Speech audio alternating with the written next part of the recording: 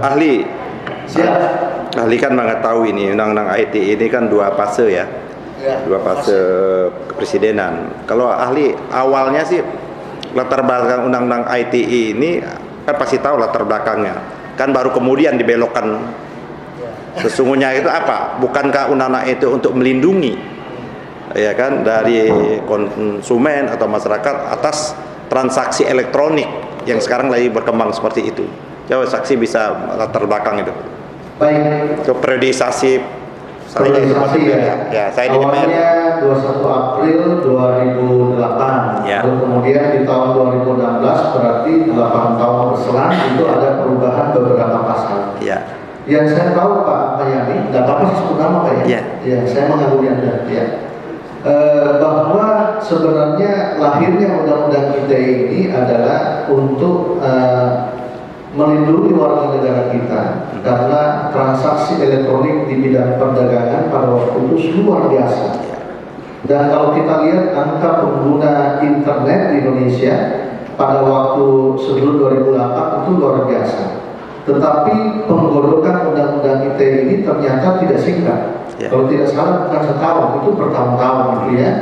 Dan itu dinantikan oleh pemerintah dan masyarakat. Jadi kira-kira cikal bakalnya itu yang saya tahu, tapi saya tidak paham kenapa ada perbuatan-perbuatan dilarang yang berkaitan dengan pencemaran nama baik, gitu ya, ujaran kebencian. Jadi sebenarnya cikal bakalnya itu lebih utama pada perdagangan sebenarnya. Ya, setuju. Karena periodisasi kan, itu DPR tahun 2004 sampai 2009 itu. Bapak di situ. Nah, tapi bukan komisi saya, komisi 1. 2009-2014 maka ada perubahan masuk yang tadi yang saudara sebutkan seperti tadi itu. Apakah saudara masih ingat itu kenapa pasal-pasal itu masuk seperti itu? Dan pasal-pasal itu sempat diuji juga oleh DMK. Iya. Pasal-pasal itu diuji di MK, termasuk pasal 27 ayat 3. Ya. Saya dihadirkan oleh pemohon Pak Iwan Pilihan, mungkin tahu gitu ya. Itu kejadiannya di 2019. Jadi cikal bakalnya kenapa itu dimasukkan itu sebenarnya ada peraturan yang sifatnya internasional. Mohon maaf saya lupa, mungkin di dalam kajian akademik itu ada. Itu juga yang berkaitan dengan larangan-larangan yang berkaitan dengan konten yang dilarang, gitu ya. Dan itu diadopsi, termasuk kalau kita di Yahoo itu Pak, di Yahoo itu ada aturannya Pak, larangan. Seperti misalnya yang berkaitan dengan, mohon maaf saya lupa, tentang konten-konten asusila yang berbau sara atau kekerasan pada perempuan dan anak, itu dilarang Pak, gitu ya. Nah, seperti itu Pak Mayani. Mohon maaf saya tidak bisa banyak menjelaskan karena itu mungkin yang tahu adalah yang menyusul gitu ya. Ahli kan juga berlatar belakang hukum ya, walaupun ahli kan di bidang ITE ya seperti itu. Itu kan digugat di MK ya. Terus ada pasal itu kan digugat di MK. Ada pasal-pasal yang masih eksis, artinya gugatannya itu ditolak, ada yang diterima seperti itu. Dengan konstitusional bersyarat. Apakah menurut ahli ya, kalau ahli bilang itu bukan bidang saya nggak apa-apa, nggak usah jawab, ya kan? Apakah menurut ahli norma ya kan yang sudah dibatalkan atau norma itu dibuat tafsir lain bisa menjadi rujukan dalam bidang ITE? Tafsir lain seperti apa maksudnya? Tafsir kan dibatalkan. Iya. Terus MK membuat tafsir konstitusional bersyarat, seperti itu. Kalau ahli nggak bisa jawab nggak apa-apa, karena ini ada berkaitan dengan hukum tata negara juga. Iya, saya mungkin tidak kompeten, tapi tolong saya cerita saja. Oke. Kalau di dalam pasal 27 ayat 3 itu Pak yang di judicial review di Mahkamah Konstitusi, dan saya dihadirkan oleh Pak Iwan Pilihan, memang di dalam pasal 27 ayat 3 itu kan pada waktu itu tidak jelas Pak ya, apakah ini delik aduan. Itu kemudian pengertian yang dimaksud pencemaran itu apa? Itu kan dalam undang-undang tidak ada Pak. Dan di situ MK memberikan pertimbangan Dan putusan pertimbangannya itu diantaranya adalah harus mengacu pada pasal 310 dan 311 KUH pidana Pak, tentang pengertian pencemaran itu gitu ya. Karena sebelumnya itu timbul bertafsir Pak, pencemaran itu apa yang dimaksud di situ? Itulah ya. Termasuk di dalam 2 tahun 2017 itu tentang judicial review pasal 28 ayat 2 seperti yang dalam perkara ini, itu juga pengertian golongan Pak. Nah di situ MK memulaikan itu pengertian golongan itu.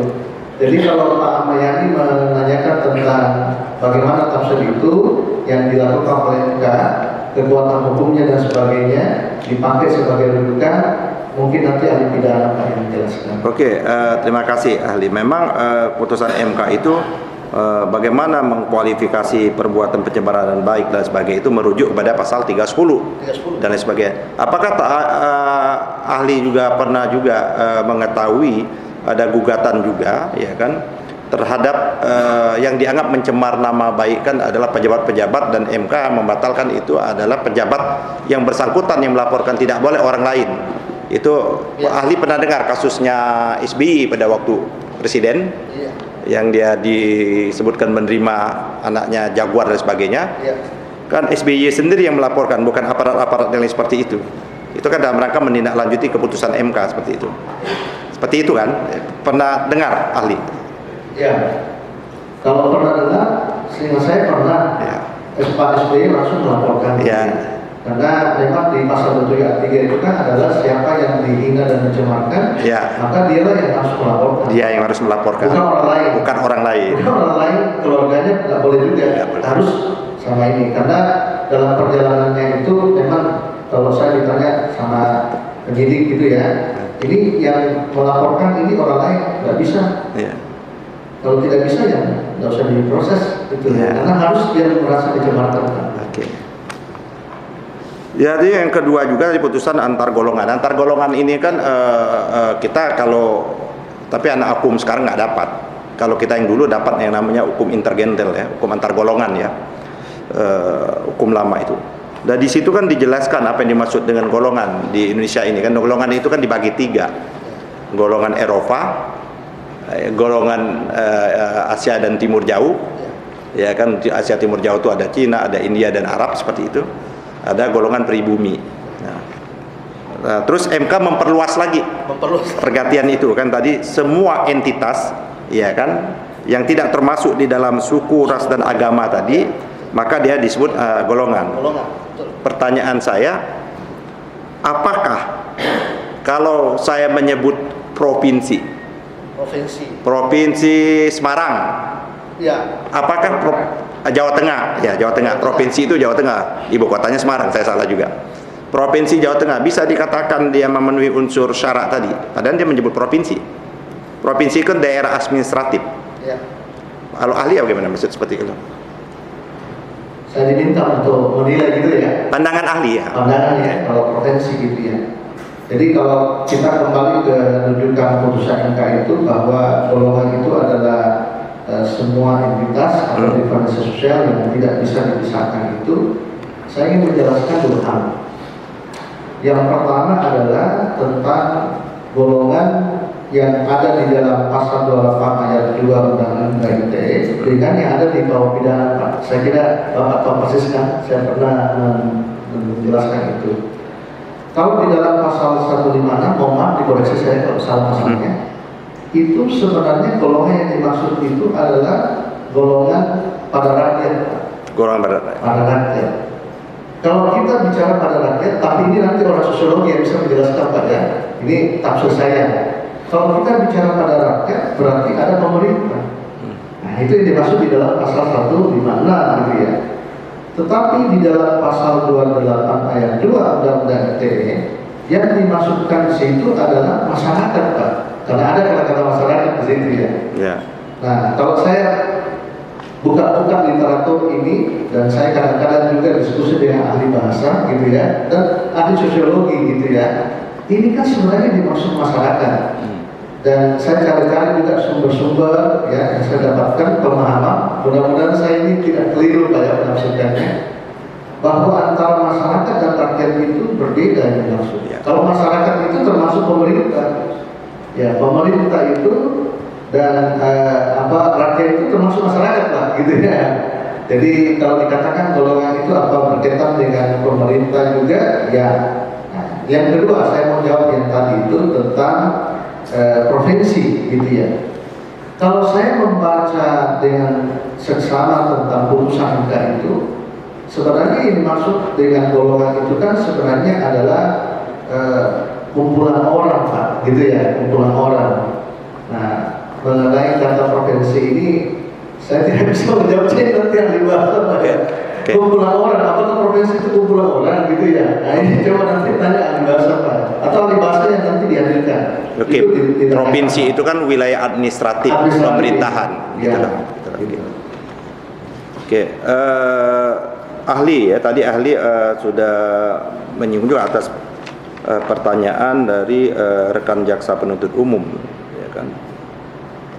Ini ada sebuah konten kan, Ya. Konten itu dimuat, ya kan, dimuat dan dimasukkan tadi ada kan baru apa tadinya ada dokumen elektronik, setelah dia menjadi berita elektronik apa istilah seperti itu. Nah, informasi elektronik. Nah, tak kala konten ini dimuat, ya kan, biasa saja konten itu dimuat, tidak menimbulkan kegaduhan, biasa saja. Tapi setelah konten itu, ya kan, dibuat tagar, kan ada pihak lagi mencuplik, kan panjang tuh konten itu, panjang 2 jam lebih, pidato saya 2 jam lebih, A sampai Z, karena dia harus lihat teks dan konteks kan. Tapi ada pihak yang memenggal konten tersebut dalam sekuen tertentu, ditambah dengan tagar-tagar, ya kan, biasa itu untuk supaya menjadi cepat viral.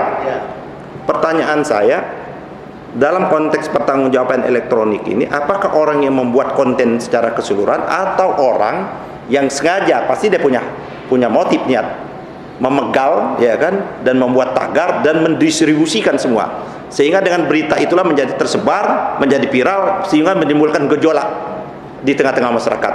Pertanyaan saya, yang menyebabkan gejolak itu apakah yang pertama atau yang setelah dua tadi, yang telah di sekuen-sekuen itu seperti itu?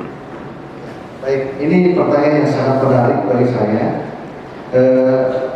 Saya mau tinjau dari perspektif yang disampaikan tadi. Menurut saya seperti ini, Pak Mayang, bahwa kalau ada yang memposting pertama tapi tidak viral, gitu ya. Nah, lalu kemudian ada yang memposting kedua itu kemudian menjadi viral, gitu ya.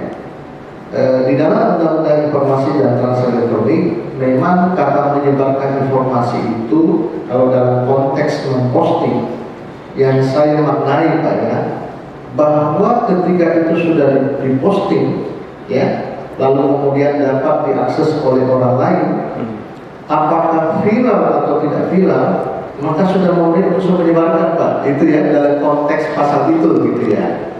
Nah, tetapi mungkin yang dimasukkan Pak Mayani ini adalah, mari kita lihat bagaimana faktanya di lapangan. Bahwa saya cut off dulu. Tapi kan yang paling penting tadi kata ahli, akibat dari sebuah itu. Akibat. Yang tadi kan menyatakan akibat, kan dilihatnya ada penjelasan tadi. Maka dilihat dari akibat menimbulkan. Pertanyaan saya itu, akibat menimbulkan itu kegemparan, ya kan, dan lain sebagainya itu kena tagar tadi, ya kan, sehingga membuat berita, bahkan disosialisasi lagi ke grup-grup WA. Grup WA itu kan privat sesungguhnya, itu dengan macam-macam, kita terhina, ya kan, kita sudah dilecehkan, semacam-macam seperti itu, sehingga membuat daya tarik orang untuk melihat dan menyebarkan lagi. Ya, karena tertarik. Ke awalnya orang nggak mau, udah tarik 20 jam, seperti 2 jam lebih. Tapi dengan seperti orang tadi, ada apa nih sebenarnya seperti itu? Kan dia langsung melihat spot-spot itu. Ada yang hanya melihat spot-spot, ada juga yang melihat secara keseluruhan. Nah, pertanyaan saya itu, yang mana yang menjadi sebab dan mengeluarkan akibat tadi? Menjadi sebab dan akibat. Ya. Nah, ini yang menarik ini. Kalau tidak ada postingan yang pertama, maka tidak ada akibat orang mengcopy dan membuat tagar-tagar itu, Pak, ya. Ini secara logik berpikirnya, gitu ya. Kalau tidak ada postingan pertama, maka orang tidak akan mengaksesnya, tidak akan mengkopinya, dan tidak akan membuat tagar dan menyebarkan. Berarti postingan pertama itu menimbulkan akibat, Pak. Akibatnya orang mengcopy dan menyebarkannya, gitu ya. Lalu kemudian yang berikutnya bahwa kalau ada orang mengcopy, berarti posting yang pertama itu memberikan namanya daya tarik, Pak. Ya, orang mengcopy lalu menyebarkan, berarti posting yang pertama itu menciptakan yang namanya daya tarik. Apa ini? Nah, gitu ya. Lalu kemudian ikut disebarkan, Pak, gitu ya. Saya mungkin tidak boleh masuk dalam kasus yang lagi bergulir yang melibatkan mantan menteri, ya, gitu ya. Saya kira Bapak tahu ya. Saya tidak boleh membahas itu, tapi Bapak kita bisa berkaca dari situ, gitu ya. Bahwa harusnya yang pertama juga yang memposting itu, lalu kemudian yang mengcopy yang pertama juga harusnya ya ada proses untuk penyelidikan juga, Pak, gitu ya. Tidak boleh hanya yang menviralkan saja seperti itu. Pertanyaan saya kira itu, Pak. Ya. Pertanyaan saya gini, Ali. Orang kan tentu kan akun ya, konten itu berbagai macam ide dan gagasan dan motif tentunya ya, seperti itu. Ada motif dalam kerangka karena kita negara demokrasi kan, dan demokrasi ini apalagi dengan perkembangan media sosial yang begitu lompatannya luar biasa. Kalau berita itu atau konten itu dibaca secara teks dan kontekstual dari awal sampai akhir, sehingga dia tidak akan menimbulkan interpretasi. Itu kan disebut interpretasi terhadap apa yang dikemukakan itu. Nah, pertanyaan saya, kalau ternyata dia dipenggal, ya kan ini dipenggal nih, sekuen-sekuennya itu, sehingga orang menimbulkan interpretasi tanpa teks dan tanpa konteks, itu siapa yang harus diminta pertanggungjawaban? Apa orangnya semuanya harus diminta pertanggungjawaban? Ada urutan-urutannya. Kayak Bapak sekarang ini menceritai A sampai Z. Tapi ada sekelompok, ini saya ini aja, ini berdampak nih. Saya waktu itu di Komisi 3 ya. Di Komisi 3 itu menyebabkan hakim itu luar biasa. Saya termasuk orang yang memilih dia harusnya menjadi hakim agung. Ya kan? Tapi kena beritanya dipenggal, tidak utuh. Dia menyatakan bahwa seolah-olahnya masalah pemerkosaan. Dia kan bercanda setelah menjelaskan begitu panjang lebar, ya mungkin harus dilihat dia bercanda itu. Kira-kira si korban itu ketawa apa suka aja. Jadi kalau itu bukan pemerkosaan. Nah, jadi dianggap si hakim ini pada waktu fit and proper itu mengatakan bahwa pemerkosaan itu nggak ada, karena itu suka sama suka. Itu menjadi viral pada waktu sebelum viral seperti itu. Itu juga mengakibatkan hakim itu akhirnya gugur itu menjadi hakim agung. Nah, pernyataan saya ini akibat pemotongan kalimat-kalimat ini tentu punya sekuen dan punya tujuan. Kok bisa diminta pertanggungjawaban orang yang mengeluarkan itu secara urut dan runtut seperti itu? Bagaimana dalam ITE seperti itu? Kalau misalnya memang yang dilaporkan itu adalah yang pemposting pertama, tentunya harus dinilai objektif, Pak, terhadap pemposting pertama, gitu ya. Dinilai objektif itu artinya videonya secara keseluruhan itu dinilai, gitu ya. Kita tidak mempersoalkan dulu yang mengambil dan memotong-motong gitu ya. Tetapi video yang utuh itu kita harus nonton seluruhnya lengkap, gitu ya. Baru kita lihat konteksnya apa. Jadi bukan kata per kata, tetapi konteks, gitu ya. Konteks secara keseluruhan. Harusnya memang seperti itu, Pak, gitu ya. Jadi walaupun misalnya seseorang yang dilaporkan itu posting pertama, berarti kalau videonya utuh, Pak, jangan kita lihat yang sepotong-sepotong itu, tetapi kita ambil yang utuh itu. Tetapi jangan lupa bahwa bahasa saya mungkin agak kurang bagus bahasanya, sepotong-sepotong ya. Tetapi kalau misalnya setelah dilihat, ditonton secara utuh, lalu kemudian di situ dianalisa oleh ahli bahasa, dianalisa oleh ahli, lalu kemudian ada dianggap kata-kata yang bisa menimbulkan daya luka di masyarakat, gitu ya. Maka tentunya secara objektif juga kita harus nilai hubungannya dengan pasal-pasal dalam undang-undang ITE, gitu ya. Saya tidak mau mengatakan bahwa kalau itu kita hanya lihat orang yang mengcopy video itu secara tidak utuh, lalu kita fokus di situ aja. Saya tidak mau mengatakan itu juga, gitu ya. Tetapi secara objektif kita lihat juga pemposting pertama, tapi lihatlah videonya secara utuh, gitu ya. Karena di situ pasti kita akan mendapatkan konteksnya apa yang dimaksud. Tetapi tidak boleh kita juga menutup mata kalau di dalam tontonan utuh itu ternyata ada bagian-bagian itu yang menimbulkan daya luka di masyarakat. Itu juga kita harus objektif, ya, harus objektif seperti itu. Demikian pertanyaan ini. Oke, terima kasih. Saya kira kita bersepahaman lah ya seperti itu. Nah, menyangkut masalah tadi kan ada hal-hal yang bersifat universal. Ya kan? Bahasa itu kan ada bahasa yang dipahami secara universal. Sebab susah kalau kita berbahasa, terus bahasa itu hanya ditafsirkan berdasarkan lokal-lokal. Ya kan? Bahasa itu ada pengertian-pengertian yang universal, umum, yang dipahami secara umum. Nah, kalau ya memang bukan ahli bahasa ya. Saya nanti ketelanjuran nanti. Oke, saya nggak lanjut lagi. Yang penting bahwa bahasa tadi sebutkan konten. Terus daya luka itu kan menyebabkan ada. Bapak masuk jimbuang anak. Ya. Saya saudara kan bukan ahli bahasa, nanti jangan, ya kan. Tapi kalau saudara mau berpendapat boleh juga, nanti saya kejar lagi nanti itu. Dimarahi. Jangan, nggak boleh. Oh iya. Oh, sudah ahlinya. Sudah.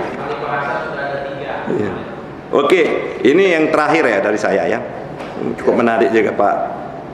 Itu tadi menyangkut masalah tayangan di konten di YouTube. Saya punya kanal YouTube juga, ya kan.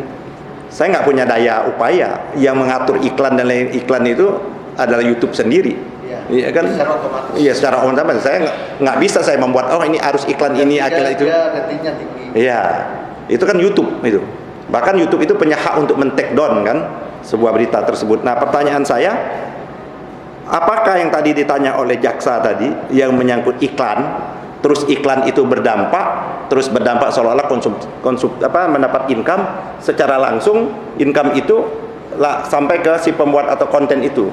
Bagaimana menurut itu? Saya mengalami kan banyak seperti kan yang memberikan biaya itu langsung dari perusahaan iklan atau YouTube yang membagi. Dan dituduh Pak Mayani hanya komersial. Ya. Ya makanya tadi saya mengatakan ya kalau urusan komersial itu bisa secara otomatis itu berdampak Pak, gitu ya. Saya tidak mau bicara ini tadi masalah tadi kan tersimpan tuh ya data itu kan. Kalau data itu kalau data itu tersimpan, itu kan masih milik privat kan, mau apapun bentuknya seperti itu. Data itu masih dokumen elektronik itu menjadi masalah tak kala ditransmisikan atau didistribusikan. Itu kan yang menjadi problem kan, bukan data yang ada. Nah, pertanyaan saya, apabila data yang ada di dokumen kita, baik di dalam email atau dalam hard disk kita dan sebagainya, itu yang memang adalah konten-konten yang dianggap dilarang atau oleh peraturan perundang-undangan. Tapi dia tidak berniat untuk menyebarkan, bahkan ada pihak-pihak lain menyebarkan itu. Tapi dia memakai adalah instrumen akun milik orang yang bersangkutan. Siapa yang harus diminta pertanggungjawaban itu? Kalau di dalam undang-undang ITE ini perbuatan orang yang menyimpan informasi atau mungkin sampai contoh kasus yang baru-baru saja saya ditanyai di dalam suatu sidang juga. Ini adalah kasus tentang asusila di mana si pelaku itu waktu video call dengan pacarnya dulu, sekarang sudah tidak, dia itu melakukan screenshot janjian. Nah, orang melakukan screenshot janjian itu apakah perbuatan dilarang? Tidak. Screenshot itu disimpan di laptopnya, perbuatan dilarang? Tidak. Tapi akan terjadi dampak atau tidak kalau disebarkan gitu ya. Jadi pertanyaan Bapak saya jawab, kalau itu disimpan saja, lalu yang akses orang lain, berarti yang akses itu yang menyebarkan, itulah yang bisa dijerat. Seperti itu. Terima kasih. Satu lagi yang terakhir, ini sebagai share informasi. SKB itu di dalam Undang-Undang Nomor 12 Tahun 2011, dia tidak punya format. Dia bukan kaidokum, nggak ada. Dia bukan produk perundang-undangan, walaupun banyak sekali pejabat-pejabat kita ini latah membuat SKB. SKB itu kalau rakyat tidak mau patuh nggak ada dampaknya karena dia bukan tata urutan perundang-undangan. Terima kasih. Ya, itu juga yang ditanyakan di dalam satu kegiatan seminar Pak di baru-baru ini yang saya ikuti. Tapi yang menjawab ahli pidana Pak. Saya. Nggak di undang-undang. Sepanjang tidak ada cantolannya di tata urutan hierarki negara. maka itu tidak memiliki kekuatan. Ya. Kira-kira banyak di situ, Pak. Ya, undang-undang itu Undang-Undang 12 tahun 2011. Iya. Undang-undang Itu juga dijelaskan oleh ahli pidana waktu Sumpah Nasional itu. Ya. Saya bilang kalau pertanyaan itu pada saya tidak cocok. Tanya ahli pidana gitu ya. Undang-Undang P3 kalau disebut. Sepanjang tidak ada cantolannya berarti dia tidak Ya. memiliki kekuatan. Ya, Setuju, Pak. Setuju. Kebetulan saya ikut terlibat itu. Undang-Undang P3, Undang-Undang Pembentukan Peraturan Perundang-undangan. Ajak-ajak saya, Pak. Ya, masalah tadi kan tersimpan tuh ya data itu kan. Ya. Kalau data itu kalau data itu tersimpan, itu kan menjadi masih milik privat kan. Ya. Mau apapun bentuknya seperti itu. Data itu masih dokumen elektronik itu menjadi masalah tak kala ditransmisikan atau didistribusikan. Ya. Itu kan yang menjadi problem kan. Bukan data yang ada. Nah, pertanyaan saya, apabila data yang ada di dokumen kita, baik di dalam email atau dalam hard disk kita dan sebagainya, itu yang memang adalah konten-konten yang dianggap dilarang atau oleh peraturan perundang-undangan. Ya. Tapi dia tidak berniat untuk menyebarkan, bahkan ada pihak-pihak lain menyebarkan itu. Ya. Tapi dia memakai adalah instrumen akun milik orang yang bersangkutan. Siapa yang harus diminta pertanggungjawaban itu? Kalau di dalam undang-undang ITE ini perbuatan orang yang menyimpan informasi atau mungkin sampai contoh kasus yang baru-baru saja saya ditanyai di dalam suatu sidang juga, ini adalah kasus tentang asusila di mana si pelaku itu waktu video call dengan pacarnya dulu, sekarang sudah tidak, dia itu melakukan screenshot diam-diam. Nah, orang melakukan screenshot diam-diam itu apakah perbuatan dilarang? Tidak. Screenshot itu disimpan di laptopnya, perbuatan dilarang? Tidak.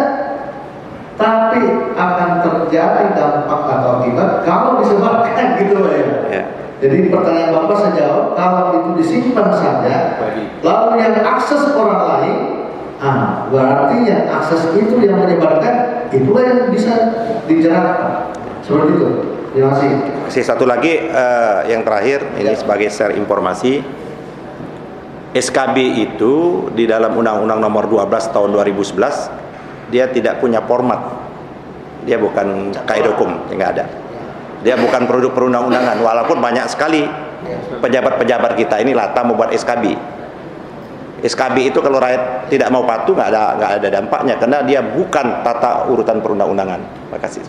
Ya, itu juga yang ditanyakan di dalam satu kegiatan seminar Pak di baru-baru ini yang saya ikuti. Tapi yang menjawab ahli pidana Pak, saya. Nggak di undang-undang. Sepanjang tidak ada cantolannya Ya. di peraturan tata urutan hierarki negara, maka itu tidak memiliki kekuatan. Ya. Kira-kira banyak di situ Pak. Ya, undang-undang itu Undang-Undang 12 tahun 2011. Iya. Undang-undang Itu juga dijelaskan oleh ahli pidana waktu Sumpah Nasional itu. Ya. Saya bilang kalau pertanyaan itu pada saya tidak cocok. Tanya ahli pidana gitu ya. Undang-Undang P3 kalau disebut. Sepanjang tidak ada cantolannya berarti dia tidak Ya. memiliki kekuatan. Ya, Setuju Pak. Setuju. Kebetulan saya ikut terlibat itu. Undang-Undang P3, Undang-Undang Pembentukan Peraturan Perundang-undangan. Ajak-ajak saya Pak. Ya, terima kasih Ibu.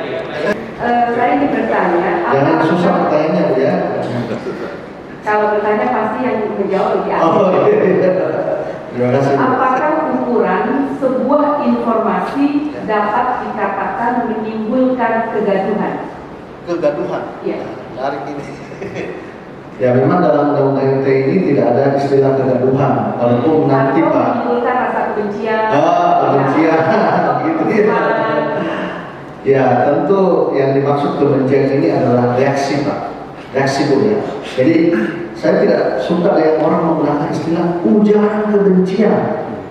Bisa jadi postingan itu tidak terlalu kuat yang namanya kebenciannya, tetapi ada akibat reaksi yang terjadi yang menimbulkan itu Pak. Jadi kalau dikatakan menimbulkan kebencian, kata-kata menimbulkan itu artinya postingan itu berakibat timbulnya reaksi di masyarakat yang berujung pada menentang itu gitu ya, menghujat itu ya, untuk ciri-ciri daripada kebencian, menyatakan tidak suka ya, seperti itu, kira-kira seperti itu. Nah untuk soal kebencian ini nanti ahli bahasa mungkin terangkan Pak ya, seperti itu. Demikian majelis. Tadi saudara ahli mengatakan bahwa ada reaksi. Ada reaksi ya. Berapa lama reaksi itu terjadi setelah informasi itu diberikan? Ini menarik ini pertanyaan baru pertama saya bertanya ini ya, luar biasa. Ini namanya pertanyaan akademis. Karena susah saya menjawab itu. Berapa lama gitu ya? Nah ini Bu, dalam undang-undang itu tidak dijelaskan itu berapa lama. Kalau contoh begini ya Pak. SKB itu tidak ada ya. Kan bisa, contoh kalau misalnya kalau kejadian kita biasa, Ya. kalau misalnya terjadi kecelakaan, Ya. kan? Begitu ada kecelakaan, langsung dibawa ke rumah sakit. Dalam hitungan jam kita sudah bisa tahu, oh orang ini parah tingkat lukanya, tindakannya seperti A, B, C. Itu dalam hitungan jam. Nah, bagaimana dengan informasi terhadap reaksi dan akibat tadi? Ya. Ini juga yang sering ditanyakan, Pak Roni, kalau pasal 282 itu berarti selalu harus menimbulkan akibat yang nyata gitu ya. Saya bilang tidak, tapi berpotensi menimbulkan kebencian juga termasuk gitu ya. Jadi kalau pertanyaan tadi Ibu itu kapan waktunya? Potensi itu Saya relatif. tidak mampu menjawab karena potensi saja itu sudah masuk gitu ya. Mungkin beda dengan pasal 14. Pasal 14 Undang-Undang Nomor 1 itu kalau menurut saya menimbulkan keonaran berarti ada keonaran yang terjadi. Tapi ini kata-kata yang ditujukan menimbulkan berarti termasuk potensi. Makanya itu dalam kasus ini sering diminta ahli bahasa. Dan saya mengatakan saya tidak boleh minta pendapat kalau ahli bahasa tidak diminta dulu gitu ya. Karena saya mau tahu bagaimana menurut teks ya, teks dan konteks menurut analisis bahasa linguistik itu dulu. Gitu ya, seperti itu. Ya. Artinya, tadi kan saudara ahli menyatakan potensi. Artinya potensi itu bisa terjadi, bisa tidak. Potensi itu belum terjadi. Kalau ahli bagaimana? Apakah potensi itu pasti menyebabkan suatu kejadian atau baru akan yang belum terjadi, masih dalam bayangan dan angan-angan? Spekulasi. Potensi, ini menarik. Potensi berarti bisa disamakan dengan kemungkinan. Ya. Itu ya. Ya, Berarti kemungkinan. di masa akan datang, ya, bisa terjadi, bisa tidak, tetapi ukuran waktunya itu kan tidak dibatasi. Jangan sampai diposting tahun 2020, 2022 belum terjadi potensi akibat. Tapi sepanjang itu masih ada, masih bisa berpotensi itu. Ya, artinya tadi potensi itu kemungkinan, kan gitu. Betul. Ya, Kemungkinan. betul. Ya. Pertanyaan selanjutnya adalah, kalau misalnya Pak ya, sebuah informasi diberikan, pada saat informasi itu diberikan dan diberitakan, dalam hitungan 1 hari itu tidak ada terjadi apa-apa terhadap informasi yang diberikan. Ya. Hari kedua tidak terjadi juga kejadian apapun, semua aman, tenang-tenang saja. Hari ketiga juga begitu, tidak terjadi apa-apa. Baru kemudian 7 hari itu pun diakibatkan oleh orang lain yang tadi dikatakan oleh Pak Ahmad Yani memotong yang Bapak katakan itu harus dilihat dari secara komprehensif. Nah, bagaimana dengan kejadian tadi hubungannya? Ya, kalau dikatakan bahwa tadi saya mengatakan potensi, ya, sampai hari pertama tidak ada apa-apa, hari kedua, ketiga, keempat, 5, 6, 7, hari ke-8 mulai ada. Ya, itu hari ke-8 ada orang yang mengkopi itu, lalu kemudian ikut menyebarkan dengan memotong, gitu ya. Nah, saya kira kalau begitu sudah timbul akibat itu. Akibat terjadinya penyebaran informasi yang dapat menimbulkan kebencian begitu ya. Kira-kira pemahamannya saya seperti itu Bu. Karena logikanya begini Bu. Kalau tidak ada postingan pertama, maka tidak akan terjadi penyebaran Bu. Kira-kira logikanya begitu Bu.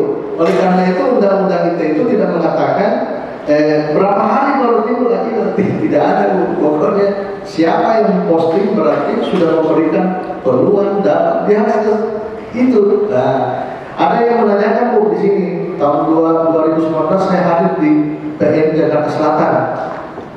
Pak Roni, ini kan ada postingan di Facebook, tapi tidak ada yang like di slide, tidak ada yang berkomentar. Berarti ini tidak termasuk perbuatan pencemaran nama baik. Berarti itu pencemaran nama baik. Saya bilang di undang-undang itu tidak pernah dikatakan begitu. Pokoknya ketika Anda sudah memposting, maka itu berarti Anda memberi peluang dapat diakses bagi orang lain. Karena kan biasanya orang akses tidak kelihatan itu. ada yang like, dislike, ada juga yang tidak begitu ya. Pokoknya sudah posting gitu ya. Gitu loh. Mau malu, saya mau membatasi diri pada saat Iya, juga. tapi kalau tadi menurut pernyataan ahli tadi ada like or dislike, artinya tidak semua orang dislike juga kan gitu Pak? Ya, betul sekali. Saya setuju. Ya. Nah terus seberapa besar dalam informasi tadi menimbulkan daya luka?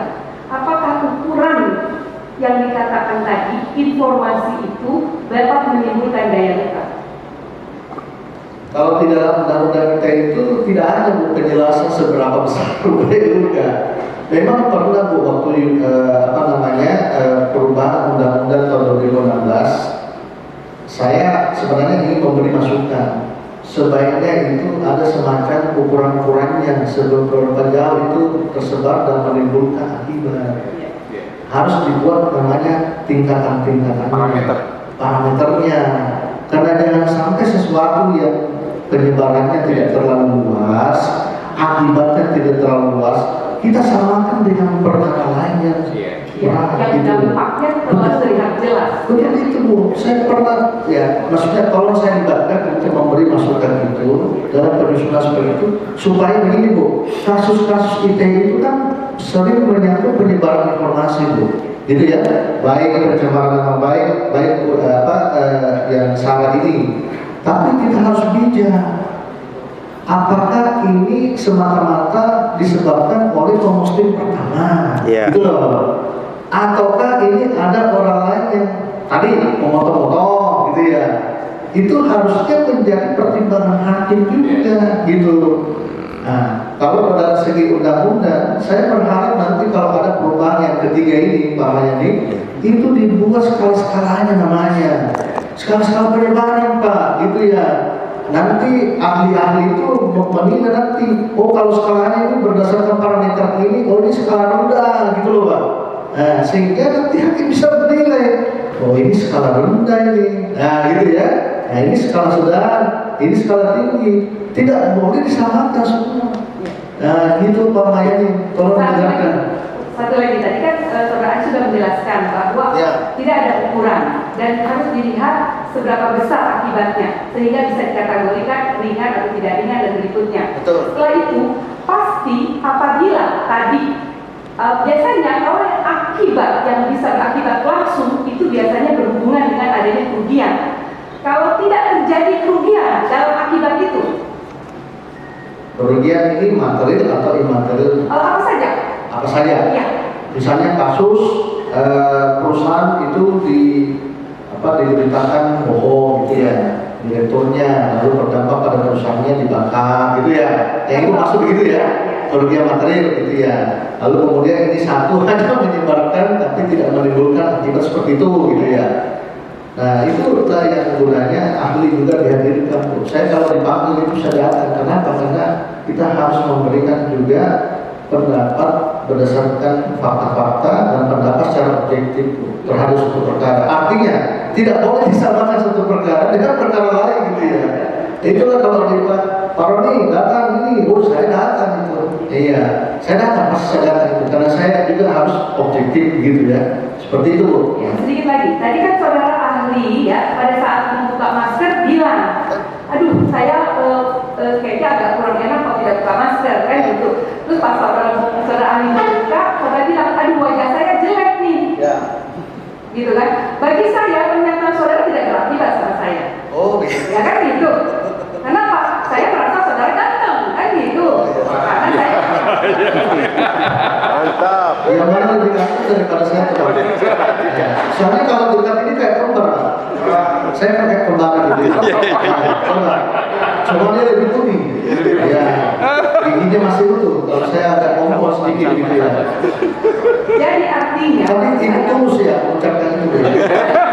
Tulus ya.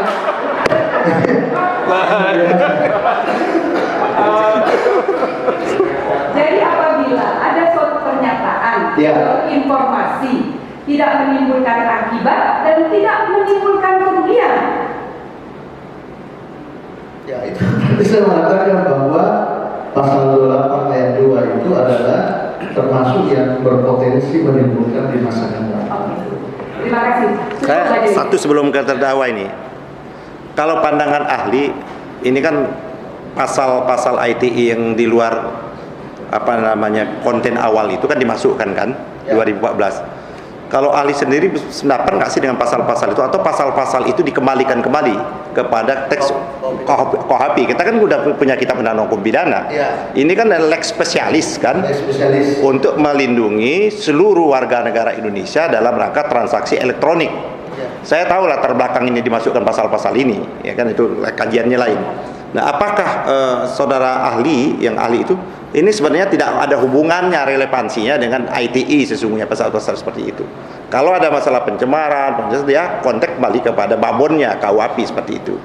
Saya berpendapat secara pribadi bahwa harusnya pasal-pasal ini dimasukkan dalam KUH pidana. Saya KUH kira kan pidana. ada perubahan KUH pidana Ya, sekarang. dimasukkan saja di situ. Ya. Ini dikeluarkan Ya. supaya konteksnya itu seperti mana awalnya cikal bakalnya itu. Ya. Kira-kira begitu. Hah? Dan terjadi 2 kali. Cukup. Tapi bukan berarti bahwa pasal 28 ayat 2 ayat 1 ini tidak Ya, berlaku. ya.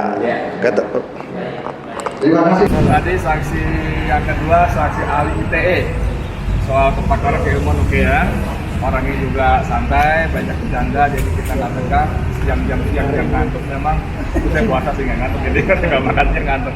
Kemudian, tapi yang menarik adalah bahwa saksi menjelaskan seperti bukan diarahkan, maaf.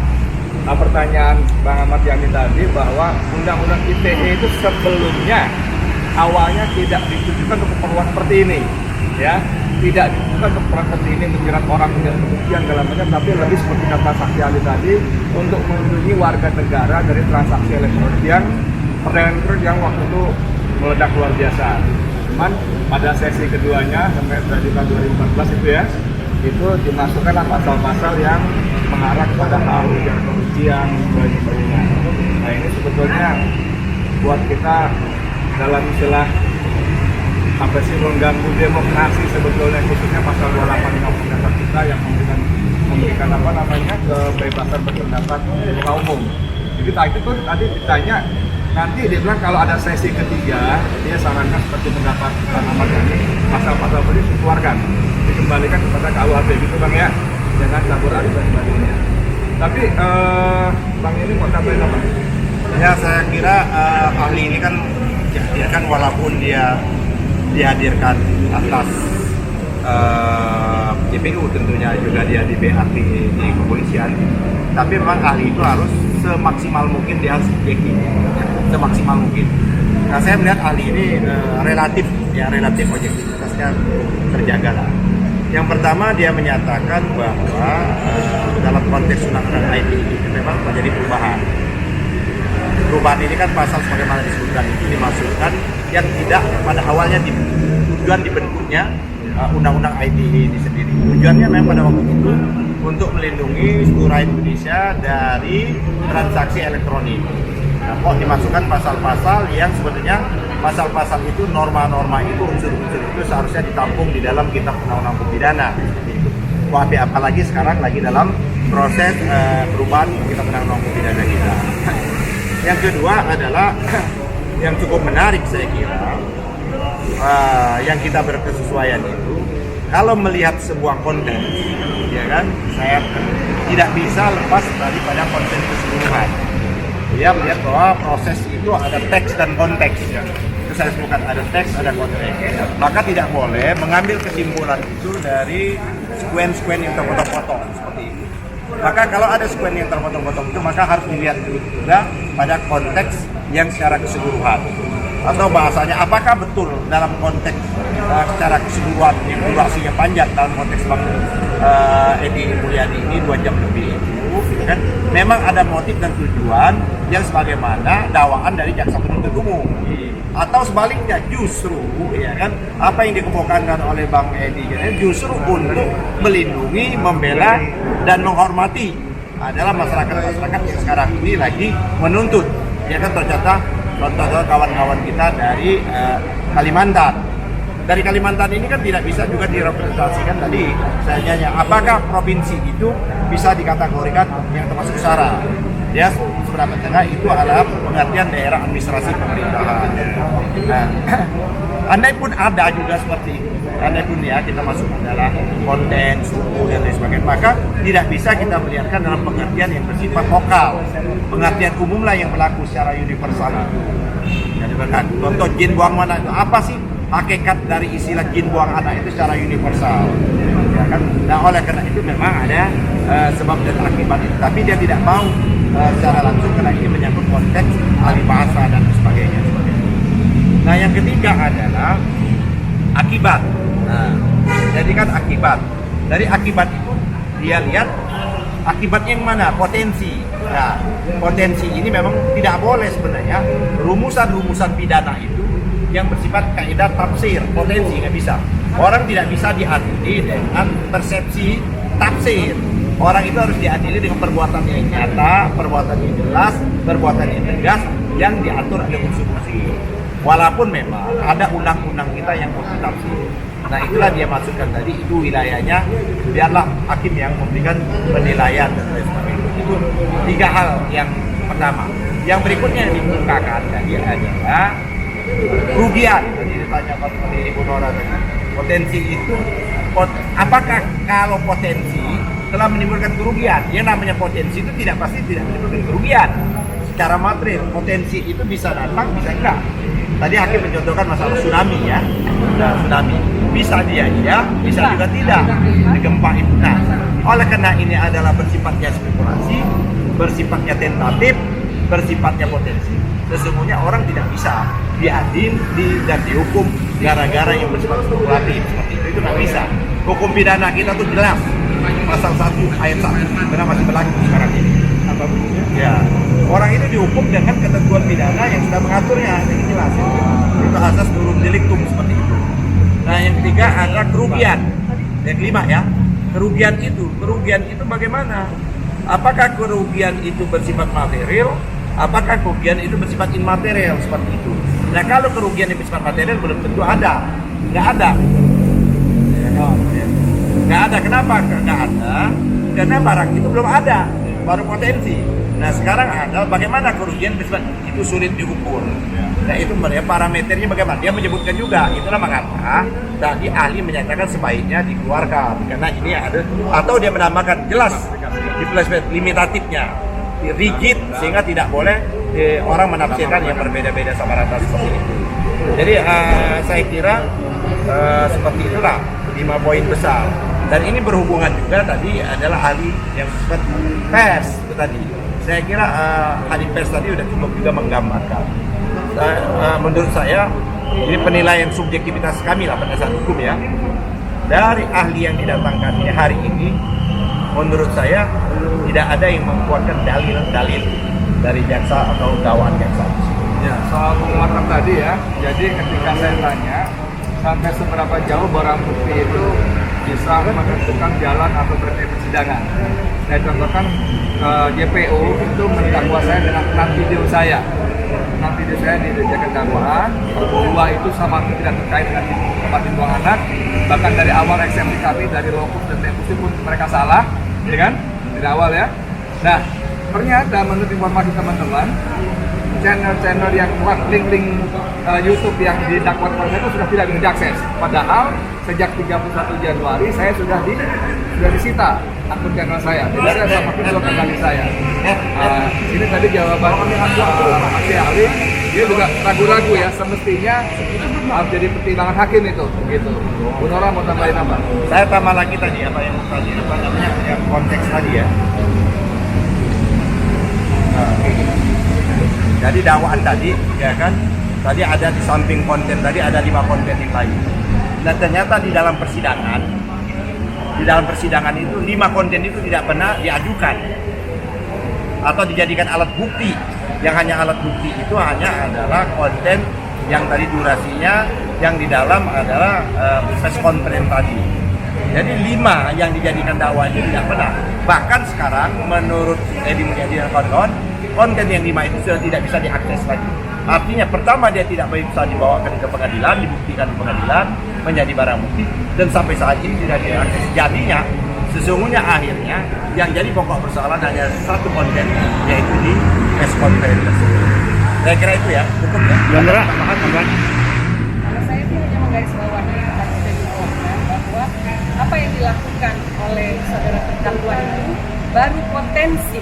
Jadi tidak mungkin orang dihukum karena sesuatu yang masih mungkin bisa jadi.